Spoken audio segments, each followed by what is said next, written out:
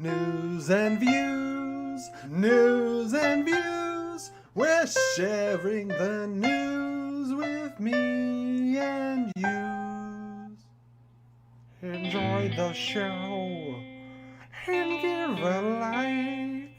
And if you don't, take a hike. Please tell us your thoughts and theories below while we try to share.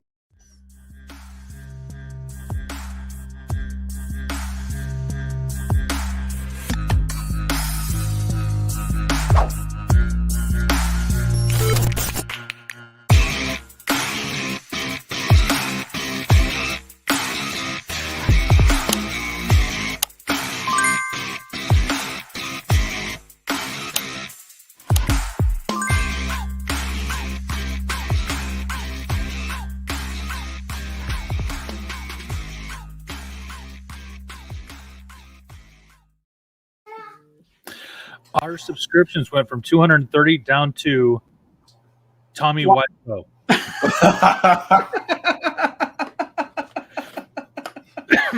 You know, Scott had some caffeine, and apparently there was some spice in his caffeine because he's been on one since he got backstage. Emotional damage. Scott is just letting them rip, and I'm living for it. So great. Well, I've been trying to be on my best behavior for the last year, and it's all coming out today. Well, welcome, Flickin' Fanatics, to another blessed episode of News and Views here on the Flickin' Real Fancast channel, where we have today with us, of course, the always lovely, always tired Allison Solomoni, as well as Scott the Sassy Pants Fox. Let me pull up my notes for the show today. All right, if you did not already know, we are your source for news, reviews, and of course, daily discourse, which Scott's already got a head start on. I am your host, Jesse Swift. Whether you are watching us on YouTube or listening to the podcast on any of your favorite podcast apps, we are so happy that you are joining us today and can't wait to share our thoughts with you. Thank you for always supporting us. You are the reason that we keep doing this every week. And before we get going, I want to remind those of you watching, whether live or on replay, please take just a moment to subscribe to the channel here and also on Twitch. And that is the Swift Wingblade, I think it is on Twitch. I don't know. There's a link somewhere. Check it out in the description. And that's so that you don't miss any of our news breakdowns, late night ramblings, which are coming back, by the way. I'm here to officially announce starting next Friday, 10 p.m. Pacific Standard Time, the Speakeasy is back with me and Sean Wingblade and often some guests. So late night shows. So and it's a Friday, so I could actually come and hang out. Come and hang out. Hashtag East Coast problems. East Coast problems. Sometimes East you're Coast watching problems. Cats at 2:00 in the morning. Of course, I've never regretted a decision so much in my life. And that's something because staying we did just up. have the room watch a lot. I would have rather sat through the room again than what I just sat through last night. Sober. It's great.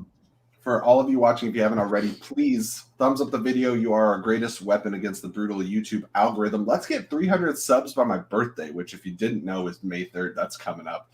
We just need about 70 more subs. I think it's doable. So let's get that on. Also, something else I wanted to say. I don't remember what it was. But as Scott is demonstrating here, you can actually get our merchandise on TeePublic. And I want to give you guys a little preview of that here. Look at this. Let's see. Let's say look at this, but it's not loading.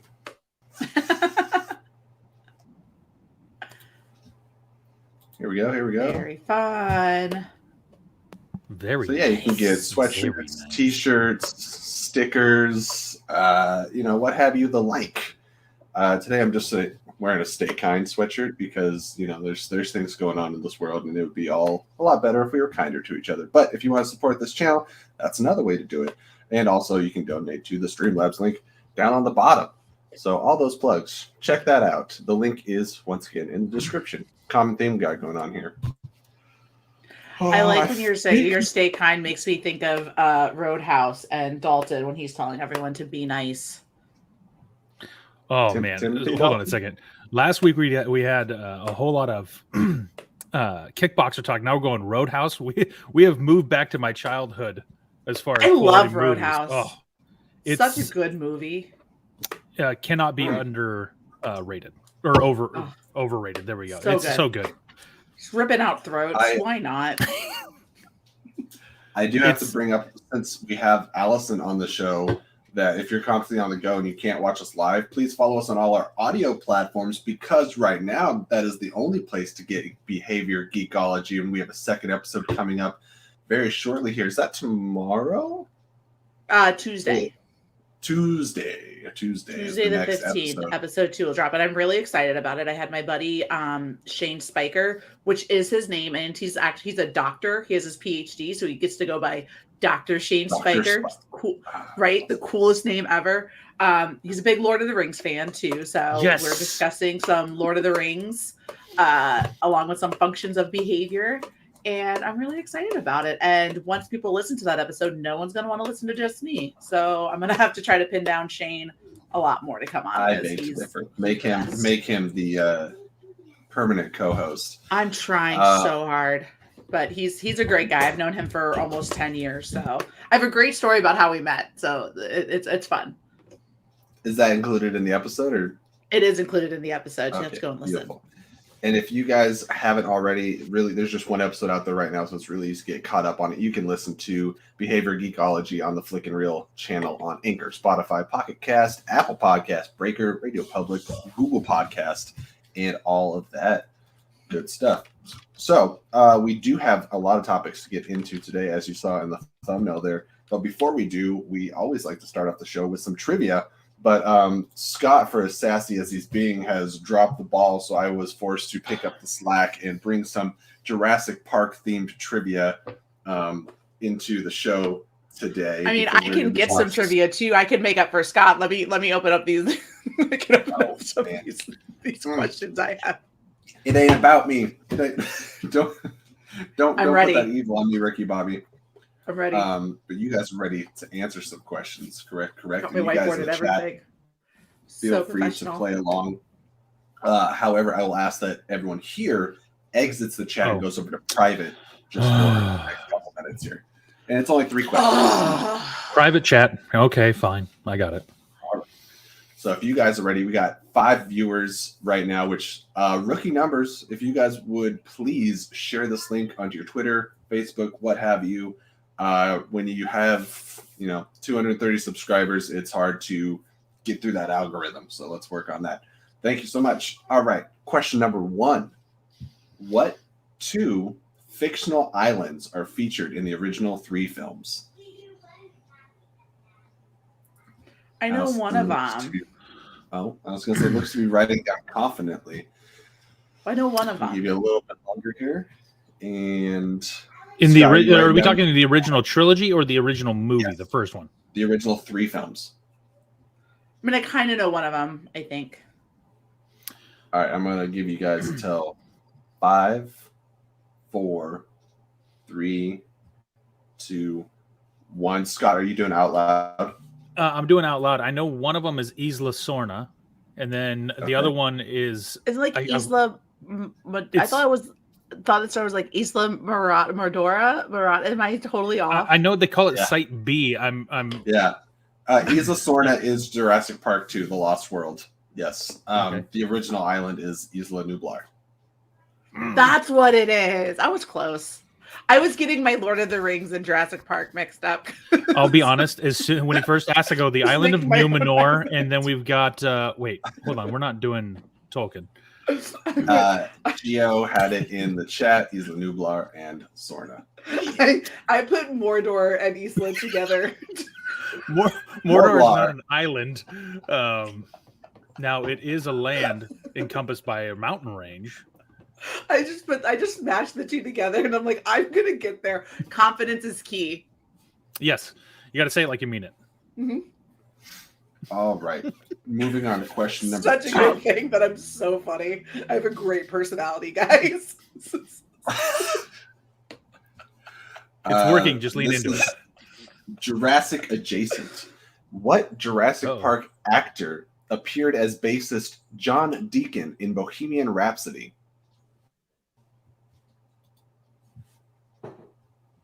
Hey, it's Bador. Hello, Bador. Hi, Bador. How's my Luna girl? She doing good? Oh, you She beat big me girl? by a second. This stinks, but I feel like it's one of the kids from the movie that grew up and he's playing that role, and I don't know the name. And Allison's clearly stumped too. 5, 4, 3, 2. Did not see anybody in the chat get it yet. 1, 0. We're looking for Joseph Manzello, which is, yes, the young boy in the first movie. Is that Timmy?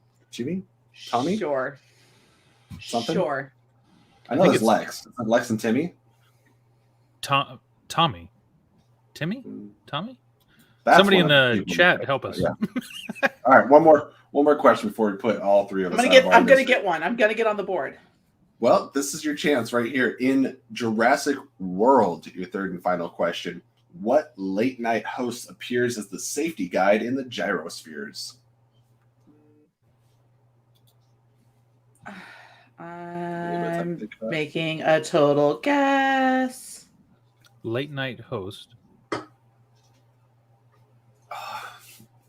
All right, we're gonna give it till 5, 4, 3, 2, 1. We'll start with Scott. Jimmy Fallon. And Jimmy Allison. Fallon. This side. Jimmy Fallon is the correct answer. You guys both got 1 out of 3. All right, we know our Jurassic Park in this I mean, house. he technically got like 1.5 because he got one of the islands. I There's just made one up. No half measures here. You know what? In baseball, that's Hall of Fame statistics. So I'll take it. Okay, if I had Give us a career tiebreaker, batting, Jesse. Just make one up. If I had a career batting 333, I'd go to the Hall of Fame. Okay. What is the name of the hybrid dinosaur in Jurassic World? Give Allison a chance. Indominus Rex. Oh, well, Oops. Scott got it. Tiebreaker. Scott wins. Did you have it? Did you know it? Nope. Oh, okay. I was gonna make it look like I did. She was going for the intimidation factor. I just Call remember Giamatti when I don't know. That's what... I just remember Jesse, myself, and the old host of the old show, Tyler, having a discussion about how dumb the name of Indominus Rex and the whole idea behind it. Even though Tyler and myself loved the movie, Jesse had mixed emotions about Jurassic Mixed World, I believe. is so generous. I despise that movie. So it's your favorite. Are you at least looking forward to Alan Grant coming back? Yeah. I love Sam Neill. I haven't seen Fallen Kingdom, and now I feel like I have to because I want to go see this one just for the Laura Dern, Sam Neill, and Fallen Jeff Kingdom Goldblum. is on that Dark Phoenix level where I've avoided it so hard for so long, but now it's actually on a study list. But I'm like, there's so many other movies that I can watch instead. You know what? Right. I'm looking forward to it mostly because they're bringing back those original actors. But yeah, there's a. I don't see a Joseph Manzello household name. Is it? Is it though? Obviously, I didn't have to name one other movie that he's in. Look at my poster. All right, moving along. So, as you guys saw in our thumbnail, we have a lot of great things to talk about today. The first thing we want to talk about is the little DC 2022 film slate preview that we got yesterday, as they are calling it the World Needs Heroes or We Need Heroes TV spot. It was about a minute long. I originally saw it posted by Dwayne Johnson, of course, because it heavily features elements from Black Adam. And I got some images here that I can pull up so that we can talk about it. But Allison, being that you are, I mean, you're basically one of the hosts of this show as well, but you're not on the show every week, so we're going to call you the guest for this week. Okay. Why don't you tell us some of your thoughts on this little TV spot? Are you, as somebody that loves Marvel films, are you looking forward to any of these? Anything stand out? I look forward to all comic book films. I mean, my Frank's favorite superhero has always been Superman, so we have a ton of Man of Steel stuff in our house. Our intro into our wedding reception was the main title march from Superman, the John Williams score. Hey, I mean, we also had John Williams. Jurassic Park was our walk song. I love that. Look at us. Best Scott friends. knows. Great minds think alike. I was there. Yeah, so for us it was the Superman main title March. So I mean, I'm always excited. Have I been let down by the DCEU? Yes. But when we're going to get into a little behavior geekology, I'm getting variably reinforced because I get really let down by one, but then they put out Wonder Woman and I'm like, DC's a and roller I'm back coaster. in. It's a roller They put out coaster. They put out Wonder Woman, and then they put out Wonder Woman 84. And then I'm like, so it's like you give me such good stuff and you do, and it's never there's no rhyme or reason to it. So I keep coming back for more. It's the idea of gambling. That's why people get so addicted to gambling, right?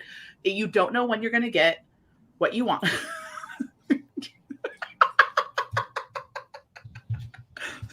It's fine. Fair enough. But it's like, I mean, you get the Justice League and then you get the Snyder Cut. Depending on how you feel about Suicide Squad, and then you get the Suicide Squad. Suicide Squad. Exactly. So it's like, and I loved Man of Steel. I was such a huge fan of Man of Steel. And then we get Batman vs. Superman. I think DC started on a stronger foot than Marvel did. Honestly, I like Man of Steel more than Iron Man, but it did not continue that trajectory at all. I think BVS Ultimate Edition is a fair film. The theatrical cut is horse manure, much like the theatrical cut of Justice League. But yeah, there's if you removed BVS and the original Justice League and just threw those away and pretended they didn't exist, Man of Steel is one of the best superhero movies you could ever watch. 1,000%. And I'll wrestle anybody on that. And but then BVS Ultimate Edition and the Snyder Cut are, in my opinion, outstanding. I love both of those versions. The problem was they were both tainted by lesser versions that we were given first. If the first thing we had seen were those better versions, we might never have had this massive drop off that we felt. Because Wonder Woman was also outstanding. Aquaman, outstanding. It's the hope is that with this next round, I know we're talking about what they released that clip. Shazam was fantastic. I mean, I feel like Shazam doesn't get as much credit as it should. Because critically, it's the best, or it's up there next to Man of Steel. It just didn't do box office wise as well. However, I wept multiple times in Shazam. I loved and being a dad, that movie induced so much anxiety and emotion. The lost child portion of that movie just tore me apart. I absolutely love that one. And so this next wave is weird. As a transition, because we could talk about what DC has done in the past for a whole nother hour. Let's looking forward and talking about Shazam. How do we feel about getting a little more of a tease and a look at Dwayne Johnson as Black Adam? I'm stoked. I love Dwayne Johnson in literally everything he does. I don't care how terrible it is. Technically, I mean, I haven't seen Red Notice, but I'm sure the horrible reviews that have come out, I would still have a good time with it because I just love a good dumb action movie. But he looks cool. And again, this is coming from someone who I love watching these movies, but I literally go in with these characters having no idea what's going on, which is why we have like a joke in our chat of like, I don't think that's right. Can someone teach Allison who the F that is? Because I'm like, what's going on? I don't know this person. So how much detailed research have you done about Blue Beetle in the last couple of weeks? I mean, I did as much research as we did after we had talked about it and the route that they're going with it and that character. But like with Black Adam, I'm just like, oh, so he's like the first. Just like, I don't know. He was the original champion selected by the Council of Wizards. And we could nerd out all day, but basically fans were casting The Rock. Fans wanted The Rock to play Black Adam for a long time. There's a animated movie called Superman and Shazam versus Black Adam. Definitely worth a watch. Really good. So wait, is Black Adam a bad guy or is he a good guy? Or is it's one of those like started as an anti-hero. Yeah, okay. Like a Venom kind of thing. See, like I'm kind of getting it. He's played both sides. He's never But they're not gonna put anti-hero in the trailer to make he's an anti-hero. Gotcha.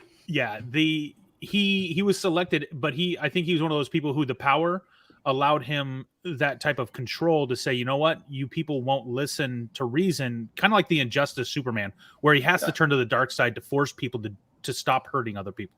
Yeah, and so he wields his power wrong. He was given power off the basis of revenge, and that's always a scary thing. You know, look at Anakin Skywalker, became a very powerful Jedi and wanted to seek revenge on some poor Tuskens. I say poor, but they're actually those are bad guys. Those are bad Tuskens. Those are bad Tuskens. Yeah. Basically, I just because I know we are jumping around a lot. That little snippet they gave, there's two things that I really was excited, or I guess three things. There was a lot of things. Batman, obviously, but we're on literally 2 weeks from Batman, right? Batman is coming. But I know Jesse, you're seeing it 2 days early. I'm seeing it 1 day early. This thing's going to be absolutely fantastic. I'm seeing it on March 3rd. I cannot wait. Yes, and the great thing is, with Batman taken out of there, the best parts of that little teaser is, one, we got a little bit of a snippet of Black Adam. I really hope during the Super Bowl we get a full trailer for that movie. I need a heavy dose of it. I really don't need more of some of the Marvel stuff, but Dr. Fate looks so good. Guys, so good. When I say that I squealed, Dr. Fate is my boy. I have no idea, no connection, but when I saw that it was Pierce Brosnan, I was like, and that's all you need. If I wasn't already in with The Rock, now you got Pierce Brosnan in there who I can just stare at that silver fox. I'm good. Like, let's go. Well, and Dr. Fate is supposed to be one of the wisest people in the universe, one of the smartest, and he's thousands upon thousands of years old. I mean, it's not, you know, who we call Dr. Fate himself, but the spirit of Nobu, who encompasses that helmet, and whoever wears the helmet then becomes the avatar for Nobu. But Pierce Brosnan's presence for that role is like his voice, everything carries. Just you can totally see him as it. When they cast him as the role, it was almost like a perfect fit, kind of like The Rock as Black Adam. The other best part about that little teaser they gave is we didn't have to see Ezra Miller actually running, and if they could remove all of his form of running in everything but look at the placement of his hand in the back. He's still doing. He's still whipping his arm behind him. He's doing this thing. Any sprinter is looking at this going, that is the worst form. You are losing efficiency in your running motion by running that way. Like how you can be the fastest man alive but run terribly. I'm hoping that it's going to be a good story, because one of the only DC animated features that I had seen for the longest time was the Flashpoint Paradox, and I loved it.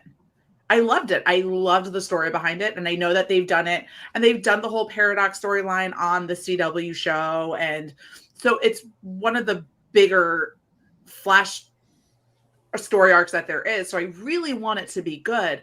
I just don't know how I feel about Ezra Miller with it. My question for both you guys, and well, also what you guys have heard me say multiple times, is what's worse than Ezra Miller? 2 Ezra Millers. But how do you guys feel about Flashpoint? Basically, other than Justice League being our kicking off point for the Flash, it's kind of like when they decided to do The Dark Knight Returns and Death of Superman in the first meeting of Batman and Superman. It seems a bit unearned and rushed, and I have concerns. Well, DC is notorious, and Warner, for trying to play catch up and do too much too fast, building things on a slow, proper introduction of characters in their own realm, and then branching out would take too long. And DC wants to go toe to toe with Marvel, which is why they're bringing out we're getting Hawkman, Dr. Fate, Black Adam. And then we're getting the Flashpoint Paradox with Flash, and getting Michael Keaton as Batman plus Robert Pattinson as Batman. They're throwing everything they can at it right now to try and claim some of the market, but it all 100% depends on the quality of the product that we see in the theater. Mm-hmm. They have the opportunity to wow us or put out Wonder Woman 84 again. And if that's what hits the screen, that looks so much better than what Wonder Woman 84 did. And I wanted to I haven't given Wonder Woman 84 another watch since it first started streaming on HBO Max. And I feel like I need to, but I also at the same time don't want to, because I love the first Wonder Woman so much. Like what it did. I honestly, I think what Wonder Woman did for female superheroes, I think encapsulated like it was there wasn't really much like it at the time, right? Like you had your There still isn't. Star We're Wars, still working on it. yeah. But like that to me was kind of the first like in your face, this woman is a badass and she could like the amount of tears I shed in the theater as she ran across that no man's land when they were in that battle and like everyone finally just starts following her and she's just dropping dudes left and right. Like that's what I wanted Black Widow to be, but it wasn't. You know, so No. they just do so much and I want so much good to come from what they're doing based off of how good it can be. And I feel like I'm holding on to that hope so much. And I think we're going to get that with the Batman and with Black Adam. But I don't know we're going to get that with the Flash. I know it's looking to be an HBO Max movie, but let's hope Batgirl's phenomenal. Yeah. Which we didn't get in this preview because it's HBO Max, not a theatrical release. So they weren't showing anything from it, even though they are well into filming. Geo says here, he says, DC is at its best when it's not trying to copy the MCU. Warner Brothers literally destroyed their own universe, brought in Whedon, and the rest is history. Snyder Cut proved the universe would have worked. Now, it may not have been well received by everybody, but I think because the Snyder flavor is not an everybody flavor, kind of like James Gunn isn't as well. If you're watching Peacemaker, you can probably attest to that. But I think it would have been better. I think almost pretty much everybody agrees that the Snyder Cut is an improvement from the Joss Whedon cut, and the Ultimate Edition is an improvement from the theatrical cut. Only issue with the Snyder flicks is the muted dark tones. Like it's just everything is just gray, and I don't like that. I like my superhero, and that could be just the MCU fan in me, but I like them to have some color. It's kind of one of the big things that I had against Eternals. It's just very muted, very kind of, I don't know. I think that depends on the character, to be honest. Like with Flash, I would definitely want brighter colors, that red, the gold, the lightning to all be very bright. But as far as Batman, I want a dark, nasty Batman. So I think it depends on the character and how they're portraying him. But Snyder basically threw a blanket of dark coat color across everything, which I'm okay with because I know that was the tone he was going for with his movies. But it doesn't have to be that way. And it is kind of heavy. Like you don't go into those movies. They're not feel good, happy-go-lucky movies. Despite how much Joss Whedon cranked up the brightness and saturation levels in his in the picture of his movie, it was crap. It was trash. I just hope Warner Brothers learned their lesson to not try to digitally remove a mustache and redo someone's whole entire upper lip.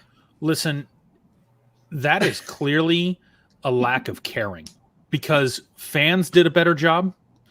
We've seen from Disney what they've done with Luke Skywalker. I mean, and granted, their technology's gotten better over 5 years, but that was so bad.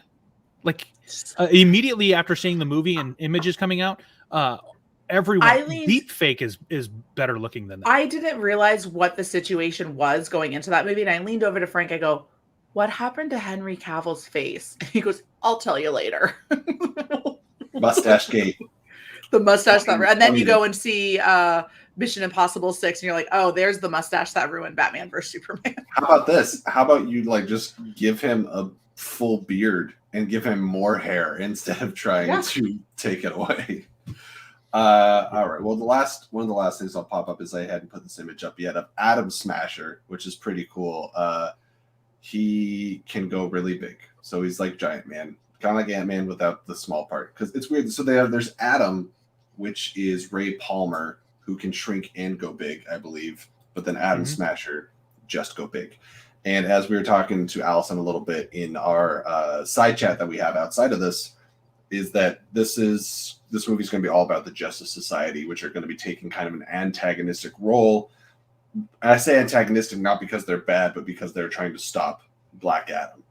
So Black Adam being our main character, and that's his opposition. Really looking forward to that. Justice Society kind of represents a lot of the kind of older class Justice League-esque type characters. So that'll be really fun to go into. You could take it all out and just tell me Pierce Brosnan is Dr. Fate, and I'm there day one. That's all I need.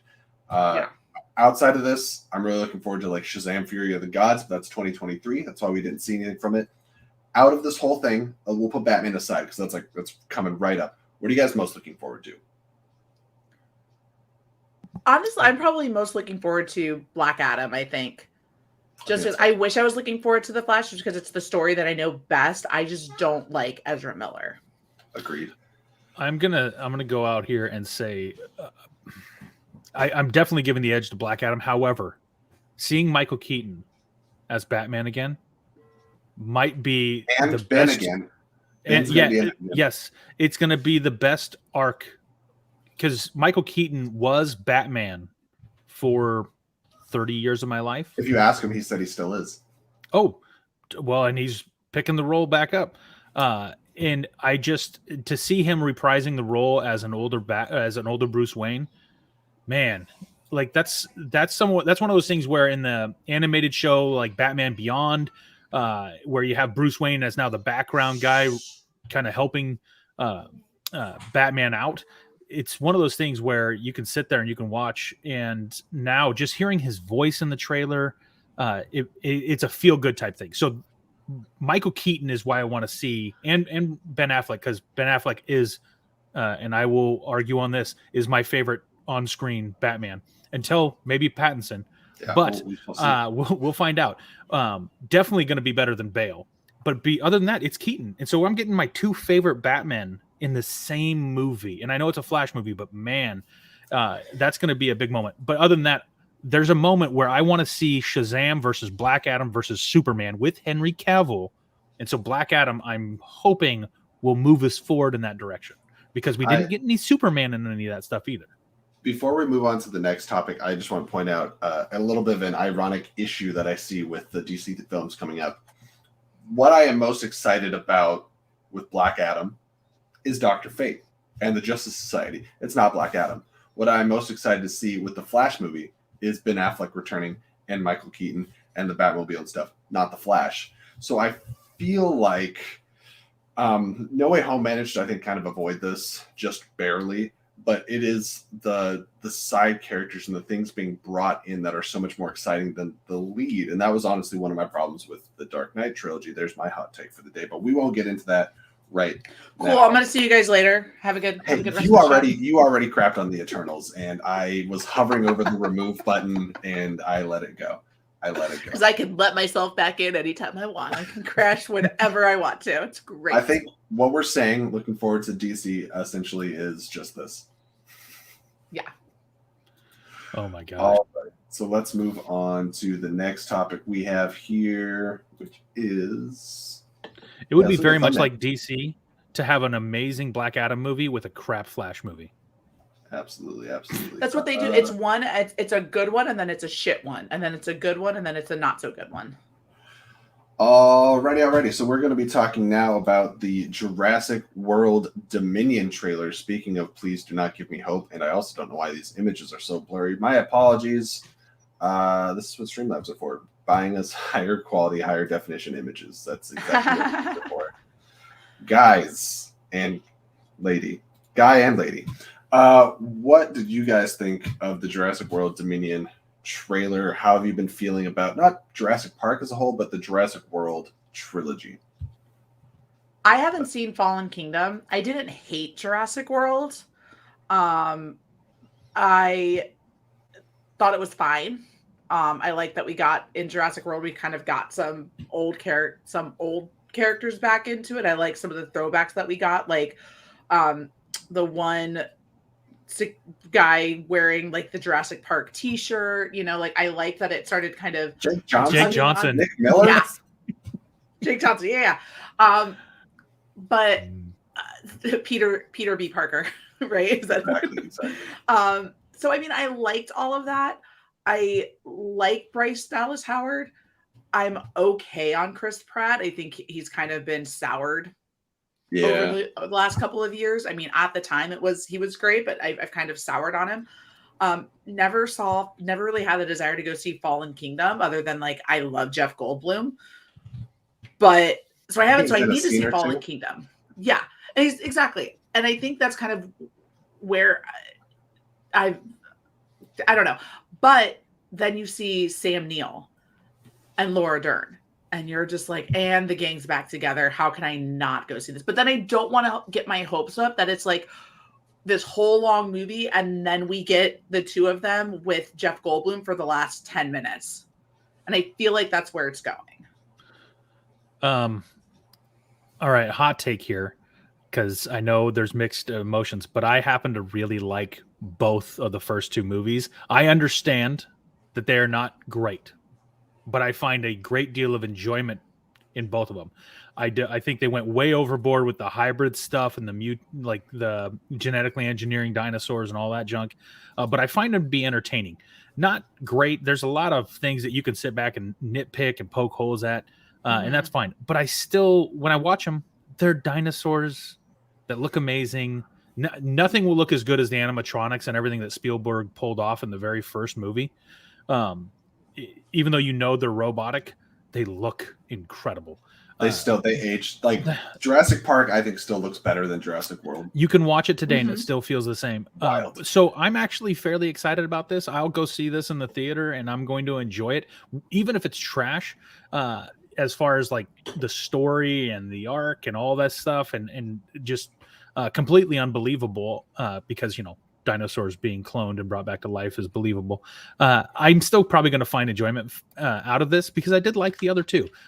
Definitely Jurassic World better than Fallen Kingdom, but I'll like them both. Or I like them both, and I'm looking forward to this. And can I just say, when I saw Sam Neill, I was both excited and then also I struggle seeing him because I saw Event Horizon as like a 18-year-old. And that movie scarred me. And every time I see Sam Neill, I see his face like cut up and all warped with his eyes ripped out from the end of Event Horizon, which totally messed my brain up. And so when he popped back on screen, I was like, yes. Oh, God, that really brings back a weird image in my brain.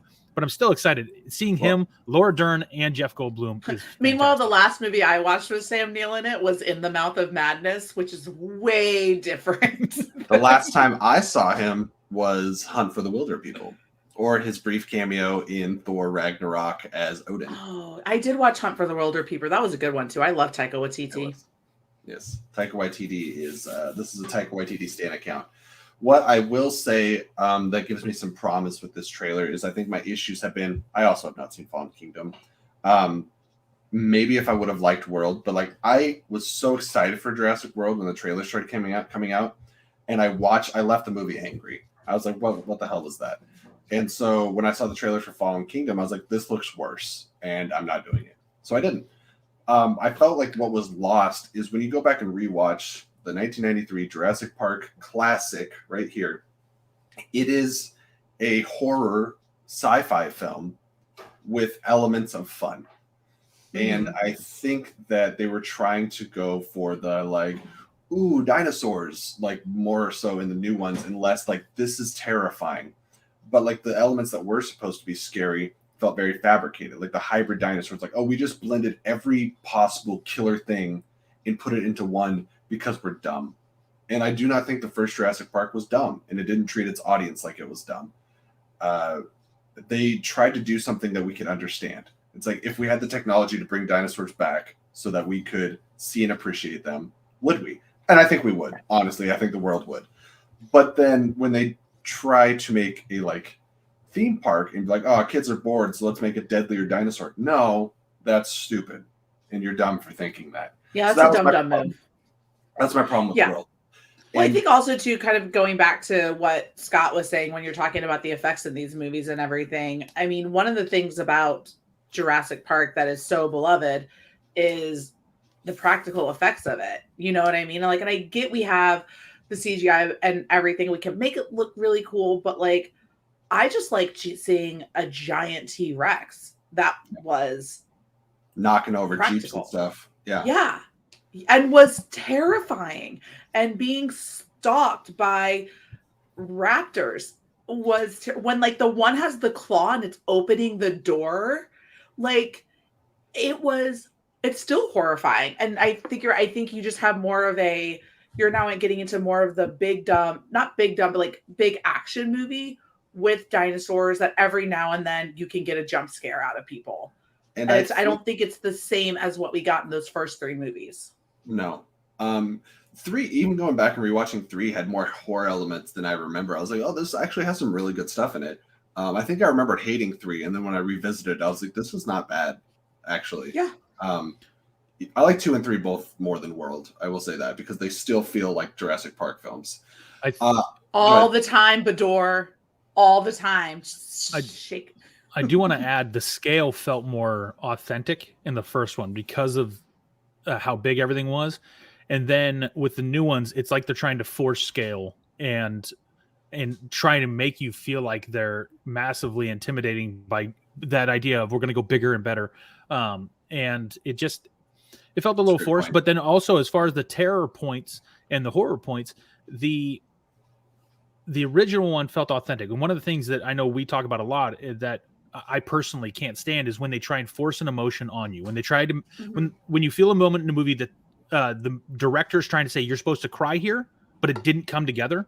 And the same thing that you're supposed to be scared here, but then you're like, that didn't catch me. The timing was wrong. The music was wrong. The pacing, something was not done properly. But they've also been trying to rip off the same exact moments from the original ones where there's always a velociraptor right around the corner. The big dinosaur's gonna eat them right in this moment. But don't worry, you get the big T-Rex, and you get the T-Rex or the velociraptor are gonna come in. We've genetically engineered and bred these killer dinosaurs, but guess what? The original ones, the T-Rex and the velociraptors, always went out. It's this kind of they've revisited the same idea multiple times, and it literally Fallen Kingdom. They just took what they did in Jurassic World and tried to repeat it on a smaller, like, oh, we're just in this guy's house, and that's how we're going to do it. Can I show you guys something really fun that Frank owns? That's like one of my favorite things that we have. That's Jurassic Park related. Hold on, it's right here. It's right here. It's right here. He's going to kill me for touching his stuff, but it's fine. Knocked his toys over. It's okay. Frank, Jesse and I had nothing to do with this. We had nothing to do with it. Is that Barbasol? Yeah. It is. That is amazing. I just knocked his toys over. It's fine. Now, anybody watching here that has the technology to make a GIF, please. Yeah, exactly. Clip that. Frank's gonna kill me for touching his stuff. Just the sound of like a whole rack of stuff falling over. I was waiting for breaking glass. Like everything else came down. Bad, guys. It's fine. Everything's fine. Oh my gosh, that's so awesome. The last thing I'll say about Jurassic World Dominion, in defense of Fallen Kingdom, I guess, is Fallen Kingdom I think left us in the most interesting spot since the first movie. Where it's like the dinosaurs are out now. How does the world deal with the like original like predatorial species on the planet, the apex predator and stuff, roaming wild? When we came after their extinction, right? You should, Bador. Thank God my husband doesn't. He's gonna go back and watch this and be like, God damn it, Allison. So I'm looking. I hesitate to say this, but I'm looking forward to cautiously optimistic Jurassic World Dominion. If it's the best of these 3, cool. Nothing's going to touch the first one. I would be surprised if it beat 2 or 3 because I don't care about the main characters. I mean, I'm glad that we get the OG people back, but like Chris Pratt and Bryce Dallas Howard. I care more about seeing the Sam Neill and the Laura Dern and the Jeff Goldblum of it all more than I care about. And a scientifically accurate raptor is with the wings. That's so cool. That is really cool. Is it gonna fly? Or is this I'm like gonna go with no, only because of the weight distribution would be almost impossible for it to fly, physics wise.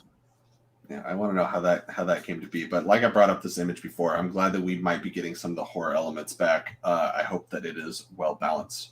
Yeah. All right. Any last thoughts before we move on to the next topic? Got a lot of things going. A lot of things happening. Yeah, let's do it. I'm so stressed out right now. No. Bat hype. Let's talk about the Batman for a second. And there's no real particular prompt here. I just want to say it is currently, as of today, filming February 12th, which means we have 16 days until the 28th, and then one more. So I think I'm seeing this in 17 days, if my math is right. Yep. 17, 18 days. So it's just over a couple weeks. This movie has been delayed 3 or 4 times.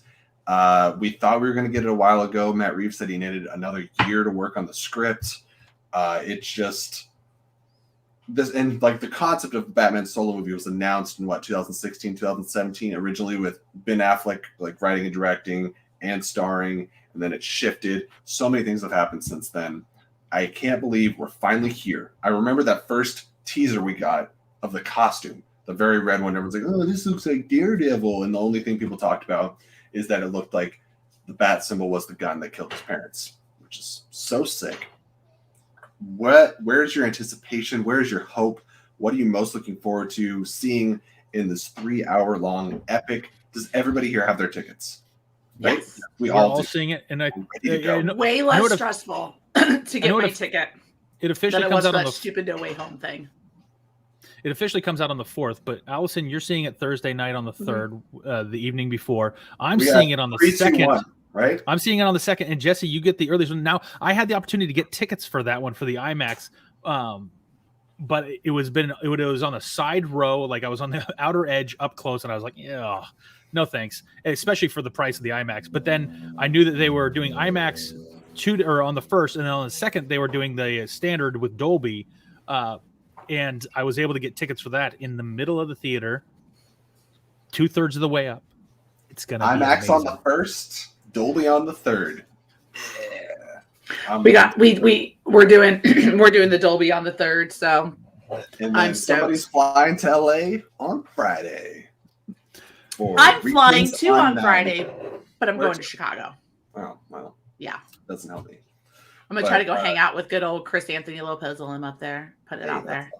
I will say that anybody that is part of the Schmodown community, which I think is most of our group here, all I'll say is I'm going to LA on the 4th.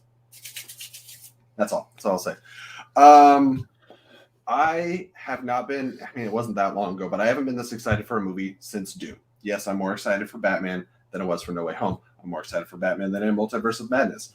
Batman is my favorite comic book character.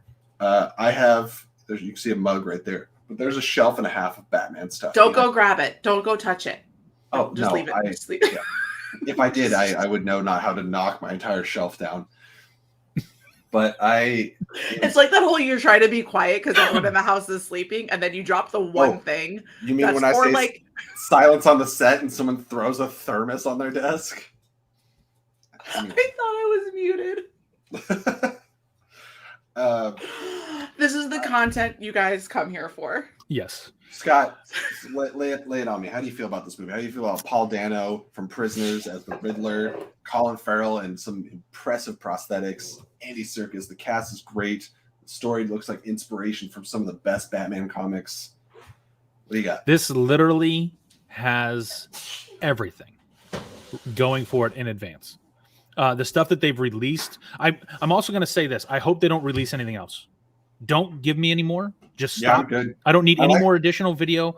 I don't want anything to take away from the movie. Now, granted, if you put everything they've shown us as a whole, we've got maybe other than the funeral scene, 10 minutes at the most, max, mm-hmm. and it's a 3-hour movies, and most of that I'm sure will be early movie, very early. And I have this feeling that this is going to be the best. The relationship between Selena Kyle or Catwoman and Batman looks so in the Cat and the Bat trailer, which by the way, you should check out Jesse's reaction to that. Outstanding. 600 views. That's awesome. It literally has everything going for it. And I'm Batman v Superman. Before we actually saw what happened, the buildup for that had me absolutely stoked. The only thing that I didn't like about that movie was the selection of Lex Luthor, which I still don't like. But I'm more hyped for this one than any of the other movies of the last year or the year before that. This movie has me absolutely pumped, and knowing that I get to see it not earlier than Jesse, but earlier than anybody else. I'm way up here on this. For those of you watching the channel, that Tuesday night I'll be coming home and uploading a probably YouTube short, which is like a minute long first reactions of the movie. And then Thursday night, after I have seen it twice, Scott has seen it, and Sean has seen it, we'll all be coming together to do a spoiler-free review. So if you guys are seeing it I opening might night, just stay up all night with my East Coast props because I'll be hyped and I might just pop in. Who knows? Yeah, who knows what I'm going to do? Maybe take a nap. But for those of you seeing like I was Thursday supposed to take night, one last night. Exactly.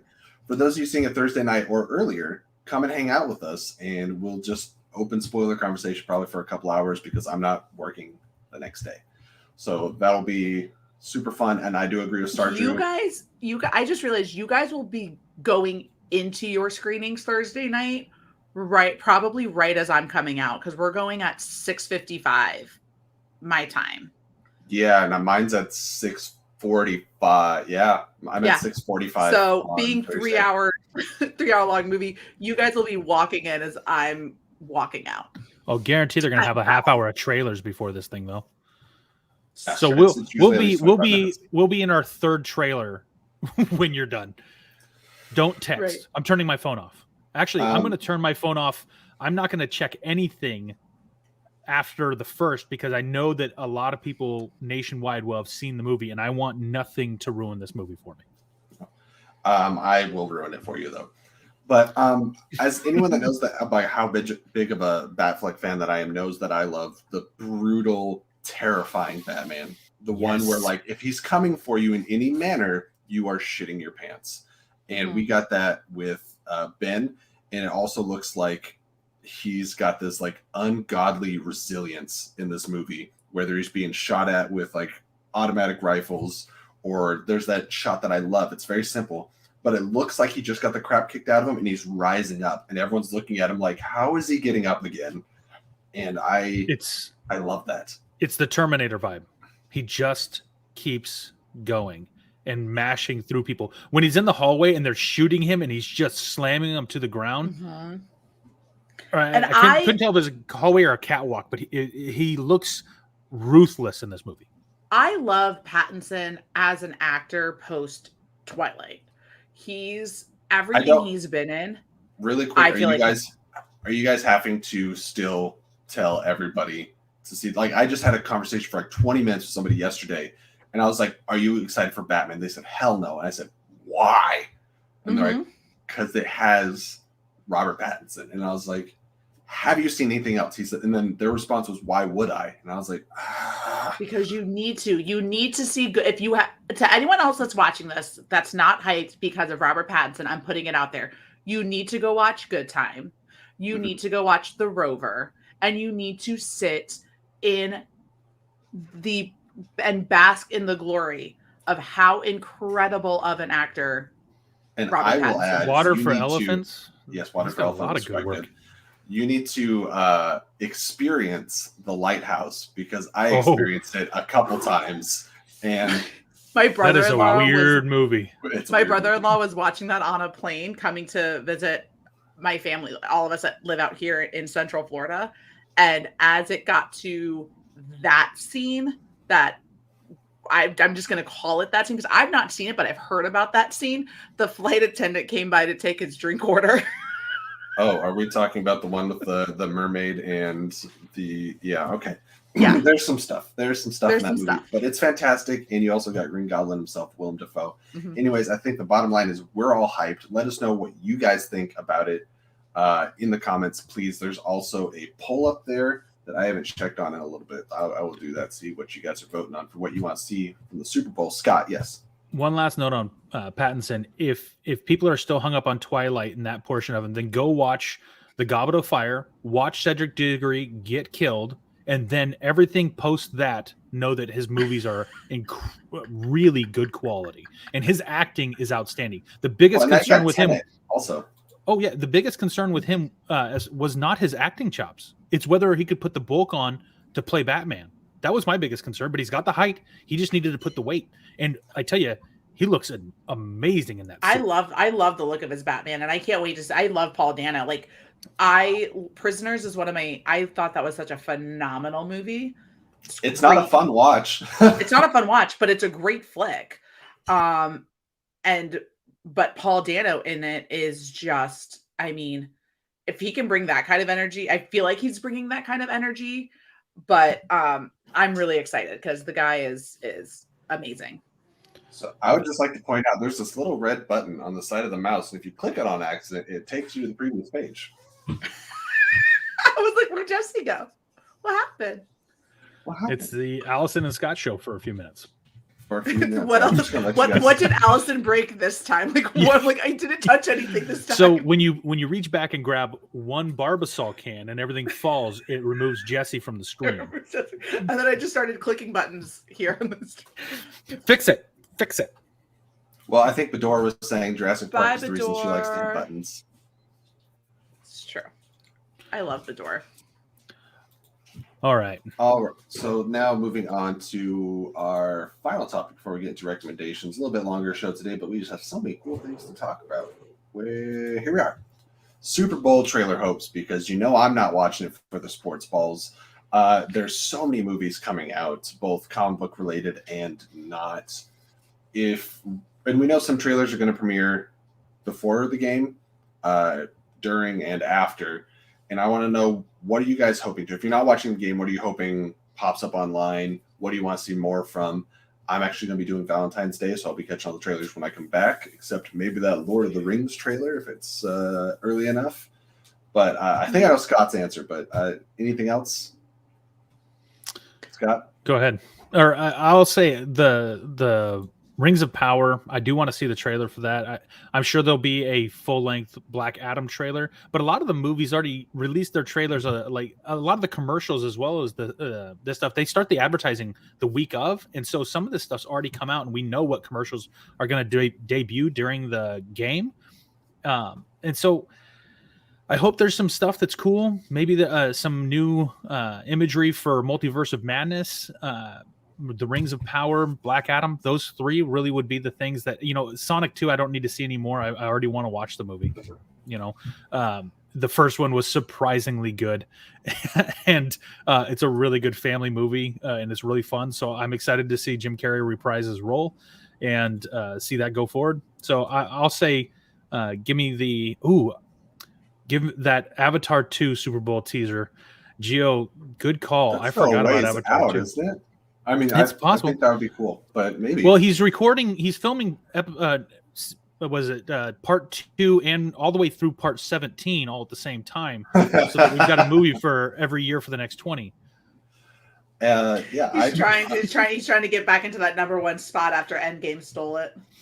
Just to give Scott a little bit of a pedestal for his Lord of the Rings hype, I thought I could bring up some of these images that were grabbed earlier this week of some of our first looks at some of the characters here. I think this looks incredible. It looks very much like Lord of the Rings. Like, you could have told me they're continuing Lord of the Rings films, and these are shots from the movie. And I'd go, oh yeah, probably. Here we have a young Elrond, and it's the same actor that actually portrayed young Ned Stark in Game of Thrones as Robert Aramayo, if I'm pronouncing that correctly. And we also get some of our first looks at Lady Galadriel, which I'm sorry if I butchered this name, but I believe it's Morfydd Clark. She is a Welsh actress. Here's her and Elrond right here. So they're going to be examining their past relationship. And we might see Galadriel kick a little bit of ass. So hopefully these are all things that we get to see in the trailer. Scott, thoughts? There's been some mixed reactions due to some of those images. And I don't want to. Lord of the Rings people on the internet and Twitter are grumpy about terrible things. Yeah. Yeah, they always are. And, I think the liberties that they're taking are good. I'm not upset about any of them, as long as they don't bastardize or butcher the story, because there's a lot of quality material there, but they are also going to have to expand on things. And there's going to be people who won't like it in the same way that people didn't like The Hobbit, yet Peter Jackson pulled from a deep resource of material in order to build the Hobbit trilogy. Now, if you read just the thin Hobbit book, which is meant for young readers, like young adult or even kids, and you take that and you say, I want to make a movie, and then you watch The Hobbit, you're like, it doesn't make sense. But then he pulled from this massive volume of material that Tolkien has. I just hope they don't alter or warp too much. But I'm excited for it. The images look great. Hardcore diehard people who are looking for them to literally take the book and put it on the screen word for word, you're going to be very disappointed, because a lot of these storylines, there's not a deep amount of information. There's lineage of who is who and what happened in these time frames, but the character development, there's not stories of how they interacted. There's minimal of all that. And so I'm excited for it. I think it'll be let me a get some quality fantasy movie. I can feel invested in, because I think that's one of my problem with, like, I've watched both seasons of The Witcher and it's entertaining enough, but I never feel invested in what's going on. And I sure do feel the emotions when I watch Lord of the Rings. Allison. So I watched The Witcher for the plot, if you know what I mean. Yeah, the plot. Yeah. Does the plot have long white hair? So looking at the chat right now, we have a poll going, and I was asking, what do you want to see most from the Super Bowl? And this surprised me. I thought far and away it would be the Lord of the Rings, but it's we got some Marvel shills here, which is okay. But Multiverse of Madness is leading with 60%, Rings of Power with 40%. What I do find entertaining, though, is nobody's voting for more Sonic 2 or football at the Super Bowl. I'm holding on to hope that we might get some sort of teaser for Obi-Wan. I agree. We got the poster. Now that Book of Boba Fett's done, and that's the next step. So I'm hoping, even if we don't get like a full trailer, we're like something where I can hear Ewan McGregor's voice. Like, I just want something. And I think that's what you could get with 30 seconds. But it's mid-late-ish February that we're getting Super Bowl spot.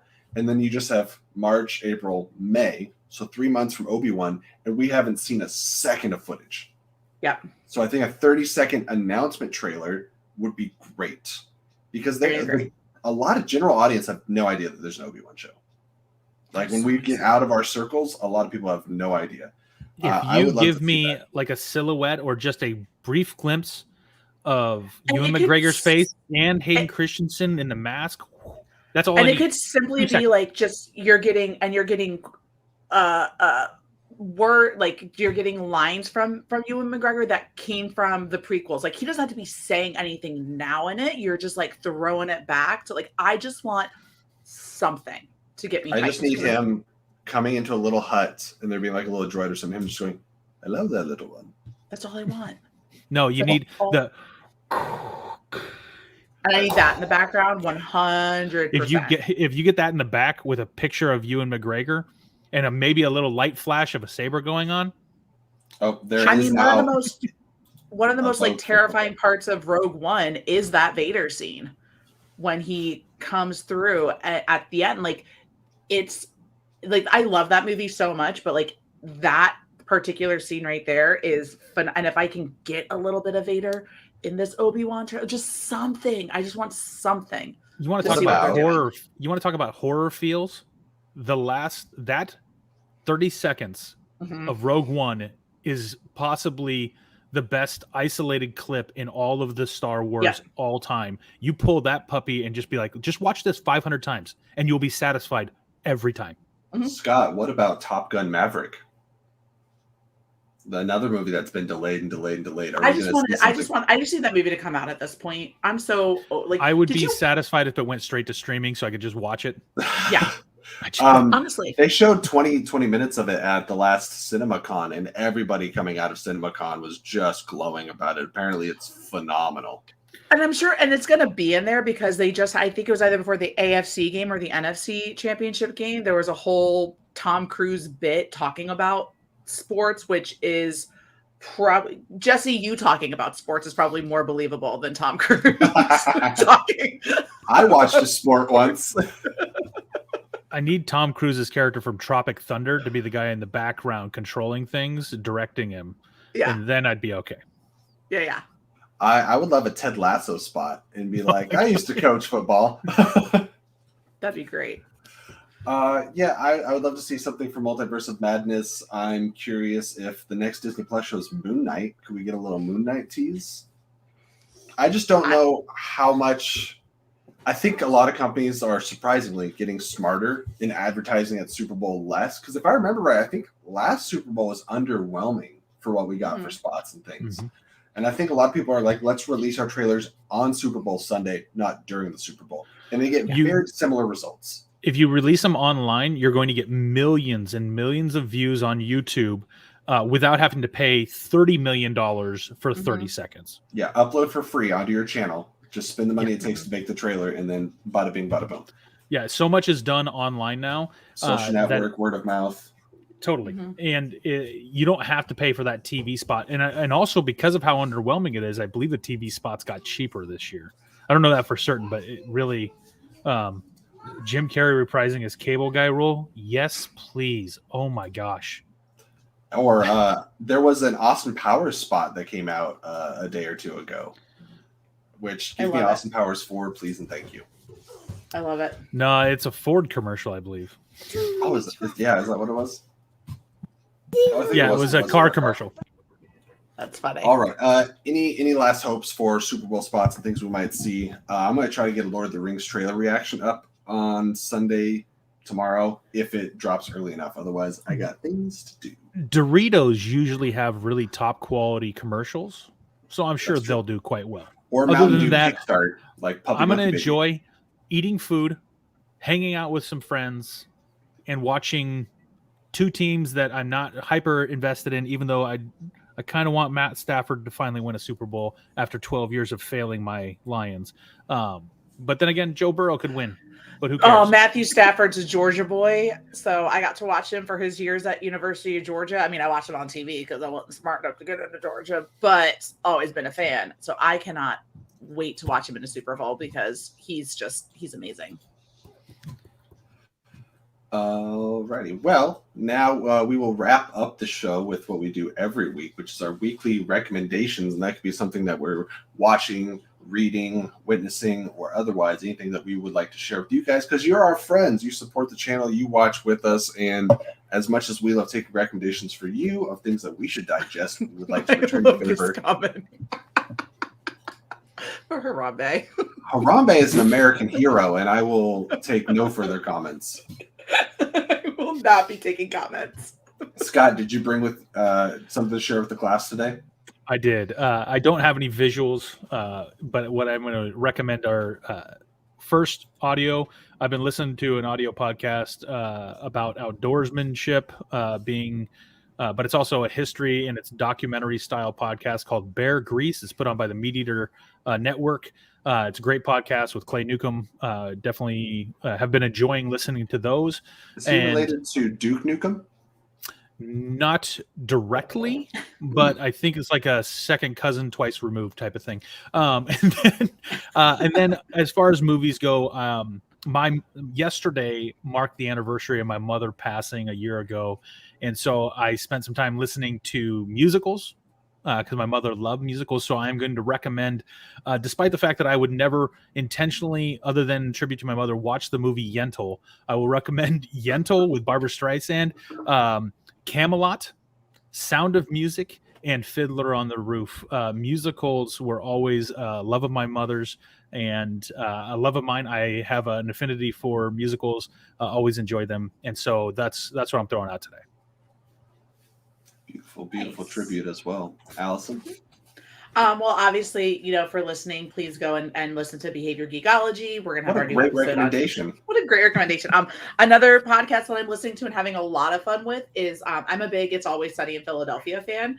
So they put out a podcast with Glenn Howerton, Rob McElhenney, and Charlie Day, where they're literally going back and rewatching every single episode from the start all the way through up until now. It's the longest running comedy series on television, at the live action comedy series on television at this point.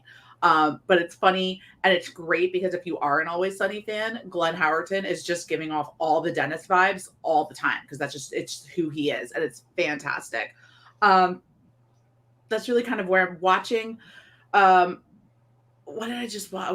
I'm just kind of chilling on things. I don't really have a whole lot of movie recommendations because I'm busy watching stuff, helping some friends study, which has been fun. Question mark. Well, I have brought with me something that I have long awaited to. This is not going to be the first time you hear me talk about this, but maybe if I say it 3 times in a mirror, Koi Genre will appear, and that is Saga, This is the omnibus, Wow. the big boy, expensive boy. So this, until a a few fancy weeks- boy. Until a few weeks ago, this was the complete collection. But Saga has just kicked up again. I had the first issue a few weeks ago. I collect in either omnibuses or volumes. Issues are too fragile for me, so I will wait until the next volume comes out to get any more. But oh, you can't see. That's good. But this is a blend of Lord of the Rings, Star Wars, Harry Potter, Game of Thrones. Like, there's a lot of political drama. There is magic and death, sex. Like, it's all in Saga. But at its core is a story about a family, and that family is very much almost a star-crossed lovers, Romeo and Juliet-esque type story. And they are rebels running from the law, running from their own species. There's so many interesting, fascinating things going on. You got bounty hunters, worlds that are made of nothing but orgies. There's crazy things going on in this book. Mhm. I highly recommend it. Just make sure you know who's looking over your shoulder while you're reading it. Saga's phenomenal. If it was ever to be adapted, I would hope animated in the way that Invincible was, because I don't think live action will ever do it justice. Invincible was so good. Invincible was pretty great. But So- a good thing, another recommendation though, but a recommendation for something to watch, if you go over to the Schmo Me the Money YouTube channel, you can enjoy the first, I guess really technically the second, but now we have a title for it, Disaster Piece Theater, where we had a very, very fun question mark time doing It was a catastrophe. a Cats watch along where I was the only one who had never seen it, and it was a time. I can tell you so. It was the time. I wear it as a badge of honor that I have not seen it, nor will I ever. see I it. wish I still held that badge, Scott. I wish. I feel bad for you. You have. It's You- kind of like your V card. You can't give it back. I've endured so much. The bad thing is, it's not that you had to watch the movie; it's that you can't get those 2 hours of your life back. No, it's 2 hours I I mean, could have been sleeping to because we started at midnight. I should have been asleep. Ouch. Doing something like that is okay if you're in good company, which I'm sure you were, but still, it's one of those things you're like, couldn't we have been doing something else? Couldn't we have been doing anything else? Ugh. Yeah, for sure. Exactly. So, You've been going to the well, the room, and then Cats. Like, I don't even want to know what pile of garbage they're gonna say. Hey, let's watch people this. are one gonna next." think that like I just hate myself and that I need to like blink twice for help. That's Well, is that what purgatory is? Yeah. You just watch bad movies for the rest of your life. My seventh All right, guys. circle of hell. Thank you all, my Flickin' Fanatic friends, for joining us today on this show. It's nice to get back into doing some news and views and talk about the stuff with you guys. Schedule will be a little on again, off again the next couple weeks. Expect us for the next couple, but then obviously when I'm in LA and on a flight, it'll be hard to do. But we look forward to sharing this with you every week and talking all this interesting movie news. Can't wait to talk about Batman. That's coming up. So thank you everyone watching and taking the time out of your day to stop by and talk film and television with us. We loved having you. Leave a comment down below letting us know if you thumbed up the video or became a new subscriber. That's very important. Again, we're trying to get to 300 by May. Subbing to the channel guarantees you weekly movie discussions, late night water cooler talks, and much more. With that, we just ask that you remember to keep it real, and we will see you next time. Remember, you can listen to this on our podcast. But until next time, bye. Where's my outro?